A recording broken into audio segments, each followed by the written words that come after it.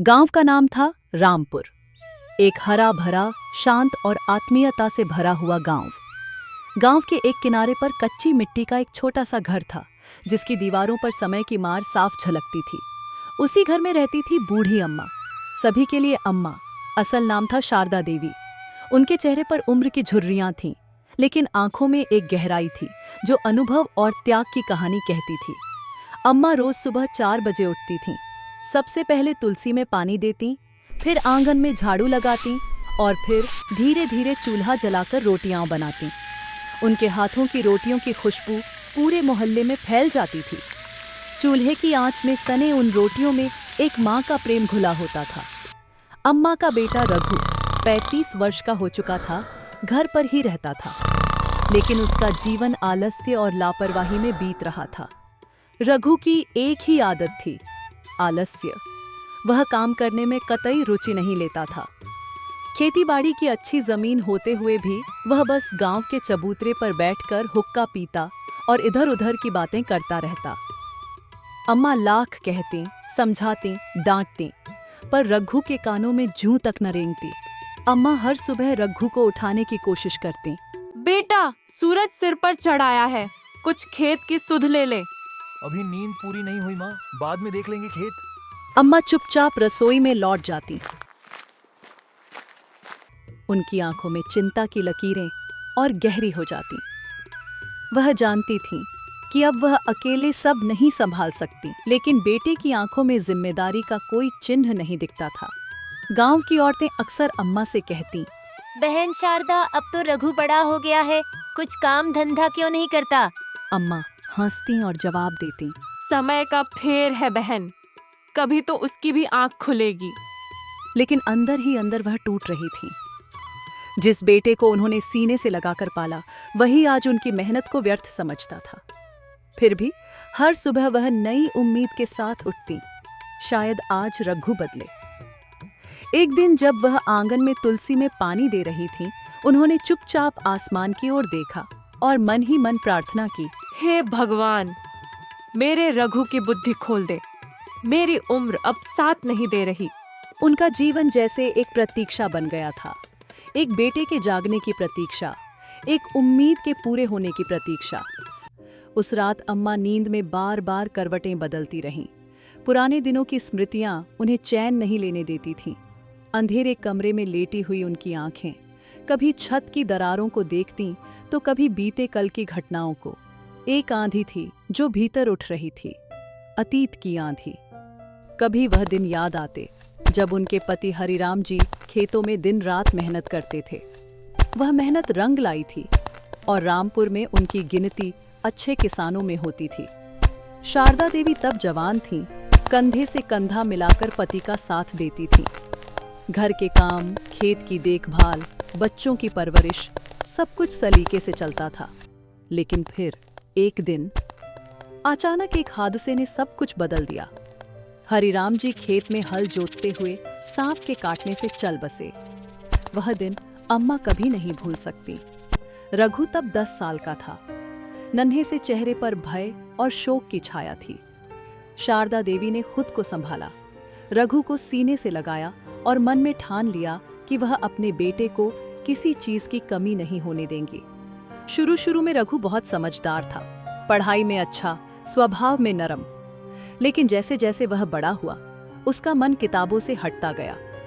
किशोरावस्था में आते आते वह गांव के आवारा लड़कों के साथ बैठने लगा। अम्मा ने कई बार समझाया, मारा, झगड़ा भी, लेकिन असर नहीं हुआ।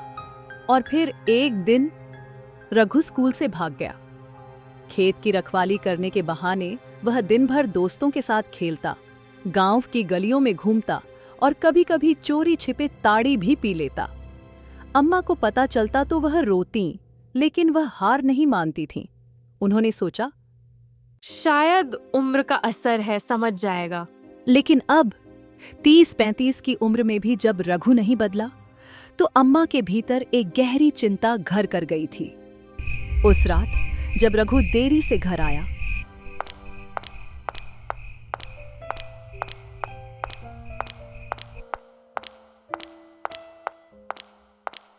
आंखें लाल और कपड़े धूल से सने हुए, तो अम्मा ने धीरे से पूछा। कहाँ था रे रघु? रघु ने चिल्लाकर कहा। माँ, हर बार पूछती हो, क्या अब मैं बच्चा हूँ? अम्मा चुप हो गई, लेकिन उनकी आंखों से एक आंसू चुपचाप उनके गालों पर लुढ़क गया। उन्होंने अपनी झुर्रियों वाली हथेली से उसे पोंछा और आंगन में जा बैठी। उनका मन अब बार बार एक सवाल करता था, क्या मेरा लालन पालन ही गलत था? क्या मैंने ही उसे बहुत ढील दे दी? चांदनी रात में वह अकेली बैठी रही और सोचती रही, क्या अब भी कोई राह बची है? वहीं किसी कोने में अतीत की छाया साकार होकर खड़ी थी, अम्मा को घूरती हुई।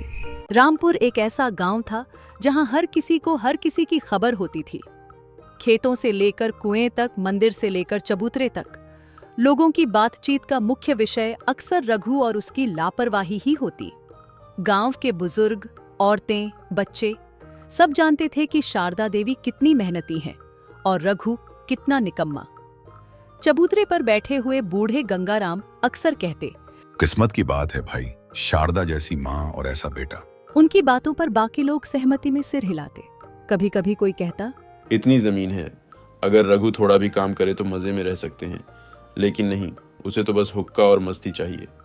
गांव की महिलाएं कुएं पर पानी भरते समय अम्मा की चर्चा करती। एक दिन गोमती काकी ने कहा, शारदा की तो आंखें अब जवाब दे रही हैं, लेकिन देखो उसका बेटा न समय पर खाना देता है न दवा, क्या होगा उस बेचारी का? दूसरी महिला कमला बोली, हमने तो अपने बेटों को देखकर सिखाया है, लेकिन लगता है रघु ने अपने बाप की परछाई भी नहीं देखी। हरिराम जी होते तो यह हाल नहीं होता। गांव के प्रधान हरिप्रसाद जी भी एक दिन घर आए थे।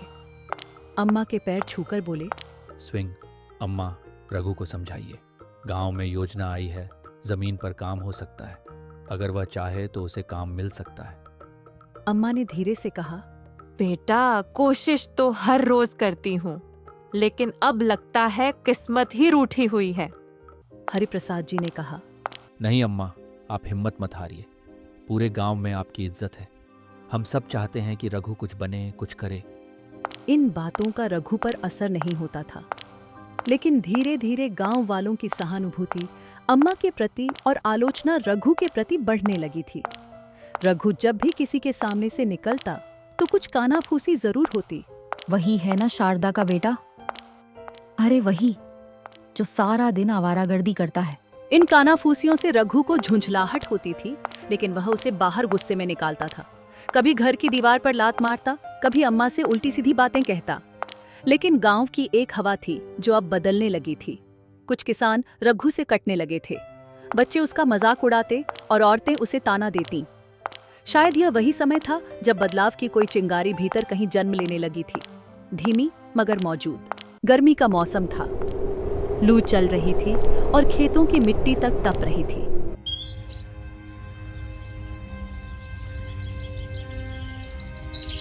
एक दिन जब रघु गांव के बाहर बेर के पेड़ के नीचे सुस्ता रहा था, अचानक गांव की ओर से शोर सुनाई दिया। पानी का संकट आ गया है, कुएं सूख रहे हैं, नदी में पानी नहीं बचा। गांव में हलचल मच गई। छोटे बच्चे, औरतें, बूढ़े सभी चिंतित थे। वर्षों बाद गांव इस तरह के सूखे की चपेट में आ गया था। सरकारी टैंकर भी हफ्तों से नहीं आए थे। लोग बाल्टियां और मटके लेकर पंचायत भवन की ओर दौड़ पड़े थे। अम्मा का चेहरा पीला पड़ गया था। उनकी आंखों में भय था, न सिर्फ अपनी प्यास के लिए बल्कि रघु की लापरवाही से उपजे डर के लिए भी। पानी का संकट था और रघु अब भी बेफिक्री से हुक्का पी रहा था। लेकिन उसी रात कुछ हुआ। अम्मा की तबीयत अचानक बिगड़ गई। उन्हें तेज बुखार और उल्टी होने लगी। पड़ोसी कमला काकी ने आकर डॉक्टर बुलाया। डॉक्टर ने मुंह बनाकर कहा, गर्मी और कमजोरी का असर है और सही पानी न मिलने से शरीर जवाब दे रहा है। रघु को जब यह पता चला तो वह घबरा गया। पहली बार उसकी आंखों में चिंता की झलक दिखी। उसने माँ का माथा सहलाया और उनके लिए ठंडा पानी खोजने निकल पड़ा। लेकिन पूरा गांव सूखा पड़ा था। रघु थकाहारा मंदिर के पास पहुंचा। तेतमिया पुराने कुंड में कुछ बूंदें बची थीं। उसने अपनी कमीज भिगोकर माँ के होठों पर लगाई। अम्मा की आंखें खुली और एक फीकी मुस्कान उभरी। उस मुस्कान ने रघु के भीतर कुछ तोड़ दिया। वह सारी रात जागकर अम्मा के पास बैठा रहा। पहली बार उसने महसूस किया कि वह कितना खोखला जीवन जी रहा था।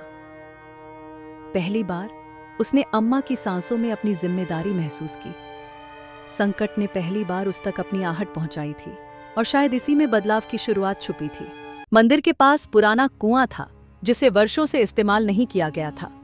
मिट्टी और काई से भरा हुआ, लेकिन उसके किनारे अभी भी कुछ हरियाली झांक रही थी, मानो जीवन की एक आखिरी सांस बाकी थी। रघु वहां बैठ गया, पसीने से तर, थका हुआ और भीतर से डरा हुआ। उसकी आंखों के सामने मां की कमजोर छवि घूमने लगी, कांपते हाथ, सूखी होंठ और वो शब्द जो उसने आज सुबह बुदबुदाए थे, हे भगवान, अब मुझसे नहीं होगा। रघु की आंखें भर आईं। पहली बार उसे लगा कि वह सचमुच हार गया है, खुद से, मां से, जीवन से। लेकिन उसी क्षण जैसे कोई चिंगारी भीतर से फूट पड़ी। उसने उठकर उस पुराने कुएं की दीवार के पास देखा और अपने हाथों से मिट्टी हटाने लगा। लोगों ने बताया था कि यह कुआं एक जमाने में गांव का मुख्य जल स्रोत था।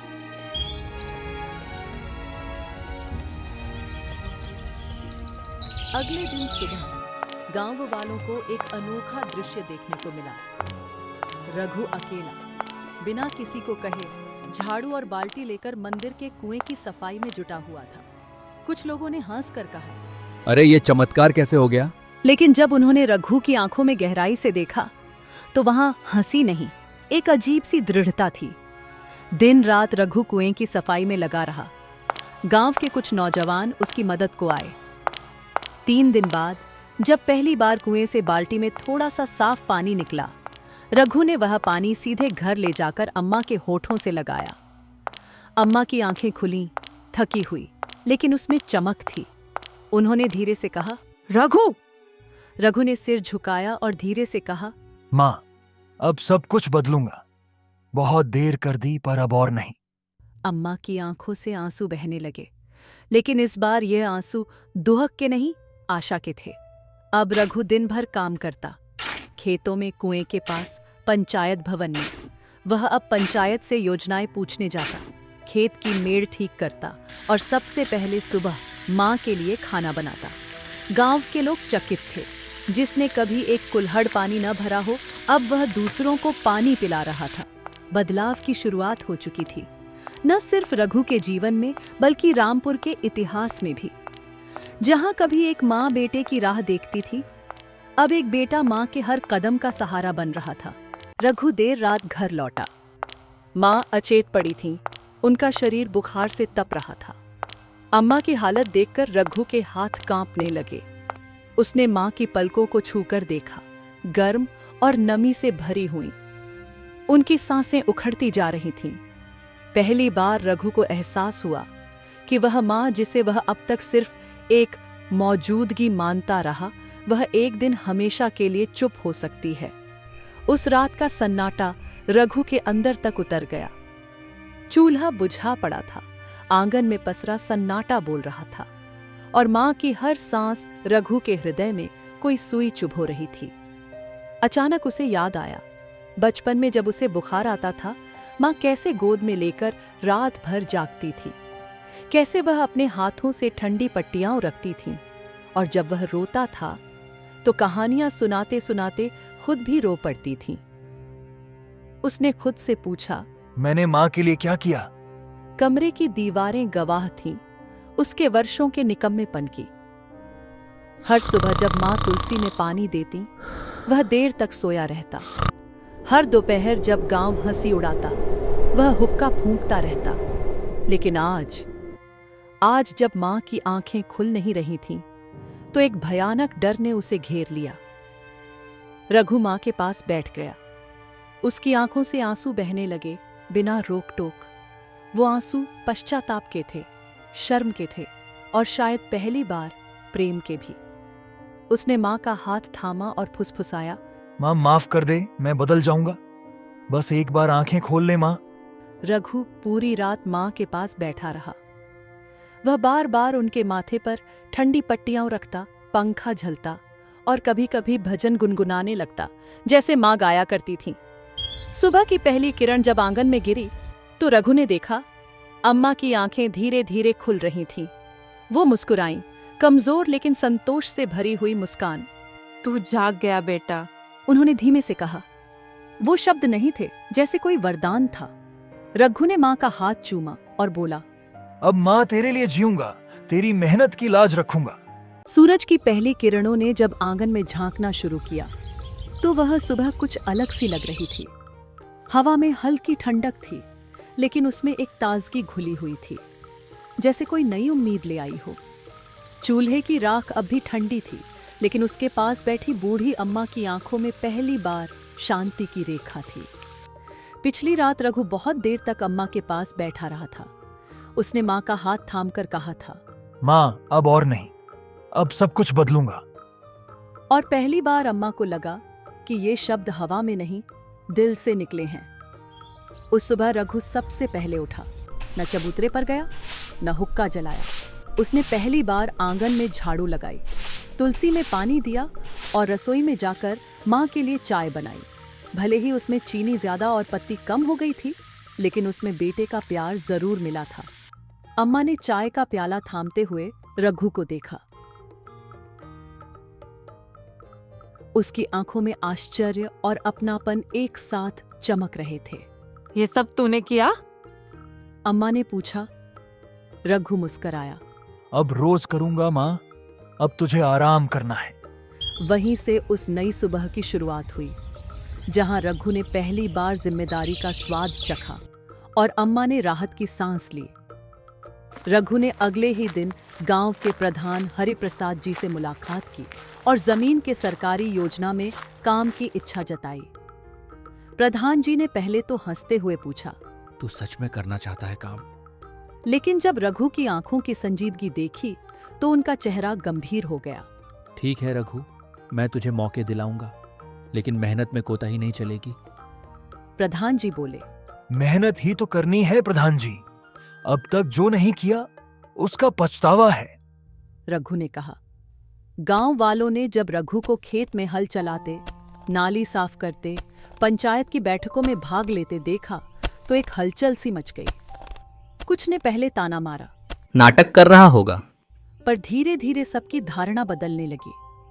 अब रघु घर जल्दी आता, माँ की दवाइयां वक्त पर देता, रात में उनसे बात करता। उनकी आंखों में वह अब एक बेटा नहीं, एक साथी बन गया था।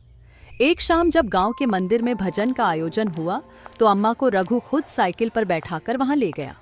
अम्मा का चेहरा प्रसन्न था। मंदिर में बैठी महिलाओं ने देखा तो कान में फुसफुसाईं, देखो वही रघु है, कितना बदल गया है। अम्मा ने हल्की मुस्कुराहट के साथ सिर झुकाया। उनके जीवन की तपस्या शायद अब फल देने लगी थी। नई सुबह हर रोज आती है, लेकिन असली बदलाव तब आता है जब इंसान के भीतर कोई रोशनी जगती है। रघु के भीतर वह रोशनी अब बुझने वाली नहीं थी। अम्मा ने उस रात आसमान की ओर देखा और पहली बार कहा, धन्यवाद भगवान, अब चैन की नींद सो सकती हूँ। रघु की सुबह अब पहले जैसी नहीं रह गई थी। माँ की बीमारी और गांव वालों की बातें उसके दिल में घर कर गई थीं। कई रातों से वह चैन की नींद नहीं ले पा रहा था। उसका मन बार बार बीते हुए पलों में लौटता। माँ का प्यार, उनका त्याग और खुद का बेरुखा रवैया। एक सुबह जब सूरज की पहली किरण आंगन में पड़ी, रघु उठ चुका था। यह शायद पहली बार था जब वह माँ से पहले जागा था। चुपचाप वह बाहर निकला, तुलसी को पानी दिया, आंगन में झाड़ू लगाई और फिर माँ के लिए रसोई में रोटियां बनाने की कोशिश करने लगा। हालांकि उसका हाथ जल गया, लेकिन चेहरे पर संतोष की हल्की मुस्कान थी। अम्मा धीरे धीरे उठीं और ये सब देखकर चौंक गईं। उन्होंने धीमे स्वर में पूछा, रघु? रघु झेंप गया, लेकिन बोला, माँ तुम आराम करो, आज से काम मैं संभालूंगा। अम्मा की आंखें भर आईं, लेकिन उन्होंने कुछ नहीं कहा, बस उसका माथा चूम लिया। उस दिन रघु गांव के प्रधान हरिप्रसाद जी के पास गया और बोला, चाचा जी, आपने जो सरकारी योजना की बात की थी, क्या अभी भी कोई मौका है? हरिप्रसाद जी को जैसे विश्वास ही नहीं हुआ। रघु बेटा, तू ये कह रहा है? हाँ है, और अगर तू सच में तैयार है तो तुझे सबसे पहले रखा जाएगा। रघु ने सिर झुकाया। मैं तैयार हूँ। उसी दोपहर से रघु ने गांव के विकास कार्यों में हिस्सा लेना शुरू किया। वह खेतों की समतलीकरण योजना, जल संग्रहण गड्ढों की खुदाई और टपक सिंचाई प्रणाली में मजदूरों के साथ काम करने लगा। पहले दिन उसके हाथ छिल गए, शरीर थक गया, लेकिन मन को एक अजीब सी शांति मिली। गांव वालों की नजरों में आश्चर्य था, फिर धीरे धीरे वह आश्चर्य प्रशंसा में बदलने लगा। कुछ लोग अब कहने लगे, लगता है रघु सच में बदल रहा है। रघु अब हर शाम माँ के पैरों में तेल लगाता, उनके लिए दवा और गर्म पानी लाता। धीरे धीरे माँ की तबीयत भी सुधरने लगी, उनका चेहरा फिर से गुलाबी होने लगा। एक शाम जब अम्मा चौपाल के पास बैठी थीं, तो गांव की औरतें कहने लगीं, शारदा, तेरी मेहनत रंग लाई। रघु को देखकर अब औरों के लड़के भी काम के लिए प्रेरित हो रहे हैं। अम्मा ने आसमान की ओर देखा और मन में कहा, शुक्र है भगवान, मेरे बेटे की आंखें अब खुल गईं। उस शाम रघु घर लौटा तो अम्मा ने पहली बार कहा, बेटा, आज तेरे पापा होते तो कितना गर्व करते। रघु की आंखों में आंसू आ गए। उसने माँ का हाथ थामा और बोला, अब हर दिन ऐसा ही होगा माँ, ये तो बस शुरुआत है। वह सचमुच एक शुरुआत थी, सफलता की पहली किरण। रघु के जीवन की दिशा अब बदल चुकी थी, और यह बदलाव सिर्फ उसके नहीं, पूरे गांव के लिए एक उम्मीद की नई सुबह लेकर आया। रामपुर अब वही गांव नहीं रहा था। कभी जहां रघु की लापरवाही के चर्चे हर नुक्कड़ पर होते थे, अब वहां उसकी मेहनत और बदलाव की गाथा कही जाती थी। गांव के लोग जो कभी उसे उपेक्षा की दृष्टि से देखते थे, अब उसे सम्मान से रघुवीर कहकर पुकारते थे, जैसे उसके नाम में ही कोई नया तेज आ गया हो। रघु ने न सिर्फ अपनी जमीन को संवारा था, बल्कि पूरे गांव को एक नई दिशा देने में भी जुट गया था। उसने हरिप्रसाद जी के सहयोग से गांव में जल संरक्षण की योजना को सफलतापूर्वक लागू करवाया। अब खेतों में बूंद बूंद सिंचाई प्रणाली लगी थी, जिससे पानी की बचत भी होती और फसलें भी हरी भरी रहती। गांव के स्कूल की हालत भी उसने सुधारी। एक दिन जब वह खेत से लौटते वक्त स्कूल के बाहर बच्चों को बिना शिक्षक के बैठे देखा, तो उसका मन बेचैन हो गया। उसने अपने पुराने दोस्त राकेश, जो शहर में अध्यापक था, को बुलाया और स्कूल के बच्चों को पढ़ाने की विनती की। राकेश ने खुशी खुशी यह जिम्मेदारी ली। रघु अब सिर्फ खेतों तक सीमित नहीं रहा, वह गांव की पंचायत बैठकों में हिस्सा लेने लगा, योजना बनाए जाने में सक्रिय भागीदारी करने लगा। गांव में एक छोटी सहकारी समिति की स्थापना भी हुई, जिसमें किसान अपने उत्पाद एकत्र कर शहर में भेजते और उसका अच्छा दाम पाते।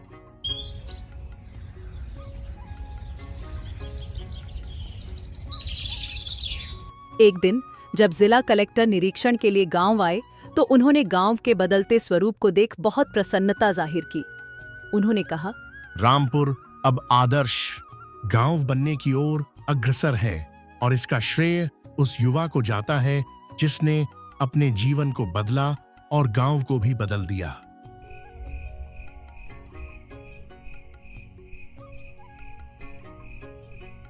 गांव के मंदिर में उसी शाम एक सभा रखी गई।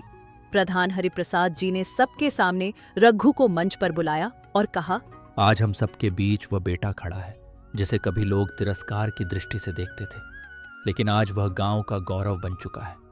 लोगों की आंखों में आंसू थे, तालियों की गूंज में वह पुराने दिन कहीं खो गए थे। अम्मा, जो सबसे आगे बैठी थीं, उनकी आंखों में चमक थी, गर्व की, संतोष की और उस प्रार्थना के उत्तर की जो उन्होंने वर्षों पहले की थी। रघु ने मंच से उतरते हुए मां के पैर छुए। अम्मा ने उसे गले से लगा लिया। भीड़ में सन्नाटा था, लेकिन उस आलिंगन में एक पूरी कहानी सिमटी थी, संघर्ष की, परिश्रम की और पुनर्जन्म की। अब रामपुर का नाम जिले में लिया जाता था एक मिसाल के रूप में, और उस मिसाल के केंद्र में था रघु, गांव का गौरव।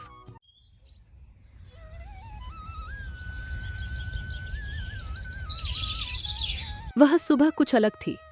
सूरज की किरणें जैसे अम्मा के आंगन में कोई संदेश लेकर आई थीं। हवा में हल्की ठंडक थी और आंगन में तुलसी के पौधे के पत्ते अम्मा के मन के जैसी ही हौले हौले कांप रहे थे। अम्मा चारपाई पर बैठी थीं, उनके पैरों पर हल्की सी चादर थी और सिर के पास एक मिट्टी की सुराही रखी थी। रघु पास में बैठा था, शांत, स्थिर और भावनाओं से भरा हुआ। उसकी आंखें रात भर की जागी हुई लग रही थीं, लेकिन उनमें एक नई चमक थी। वह अब सिर्फ एक बेटा नहीं था, अब वह एक साधक था, अपनी माँ के प्रेम और त्याग का साधक अम्मा ने उसकी ओर देखा। मुस्कुराई नहीं, बस देखा, धीरे धीरे, जैसे बरसों से इसी क्षण की प्रतीक्षा की हो। कहाँ रह गए थे बेटा इतने दिन? उनकी आवाज धीमी थी, लेकिन उसमें शिकायत नहीं, सिर्फ स्नेह था। रघु ने धीरे से माँ का हाथ थामा। माँ, मैं खो गया था, बहुत दूर निकल गया था, लेकिन अब लौट आया हूं। शायद देर हो गई, लेकिन तुमने जो बीज बोए थे माँ, अब वो अंकुर फूट रहे हैं। अम्मा ने उसकी हथेली पर उंगलियां फिराईं, जैसे वर्षों पुरानी स्मृतियां टटोल रही हों। फिर धीरे से मैंने तुझ में हमेशा एक अच्छा बेटा देखा था, बस तू खुद को नहीं देख पाया। बोली। रघु की आंखों में आंसू भर आए। मैंने आपको बहुत दुख दिया माँ। नहीं बेटा, अम्मा ने सिर हिलाया। माँ कभी बेटे से दुख नहीं लेती, बस उम्मीद रखती है, और तू मेरी उम्मीद है, हमेशा रहा है। फिर रघु ने माँ के पैरों की ओर देखा। वे अब बहुत कमजोर हो गई थीं। कभी जिन पैरों ने खेतों की मेंढे नापी थीं, अब धीरे धीरे थरथरा रहे थे। रघु ने उन पैरों को हाथ में लिया और चूम लिया। अब मैं तुम्हारा सहारा बनूंगा माँ, वादा करता हूँ। अम्मा की आंखों में चमक आ गई। वह क्षण, वह स्पर्श, वह भाव, जैसे वर्षों की तपस्या को फल मिल गया हो। उन्होंने रघु के सिर पर हाथ रखा और फिर धीरे से कहा, बेटा, जीवन कभी एक जैसा नहीं रहता। समय बदलता है, लोग बदलते हैं, पर माँ का प्रेम नहीं बदलता। तू मेरी सांस है, जब तक तू है मैं हूँ। रघु ने धीरे से माँ को अपनी बाहों में समेट लिया। वह कोई फिल्मी आलिंगन नहीं था, वह एक आत्मिक मिलन था। उस आलिंगन में आंसू थे, पछतावा था, स्नेह था और एक नया संकल्प भी। गांव की महिलाएं उस सुबह जब तुलसी के पास पूजा कर रही थीं, तो एक नई बात हो रही थी। कमला काकी ने मुस्कुराकर कहा, अब तो रघु की आंखें खुल गई लगती हैं। माँ बेटे साथ खेत में देखा, दोनों गोबर से खाद डाल रहे थे। दूसरी ने कहा, शारदा बहन की तपस्या सफल हो गई। देखा कैसे भगवान ने सुनी उसकी प्रार्थना। उस दिन गांव की हवा में कुछ था, शांति, अपनापन और एक गूंज जो कह रही थी, माँ और बेटे का बंधन समय की कसौटी पर खरा उतर गया।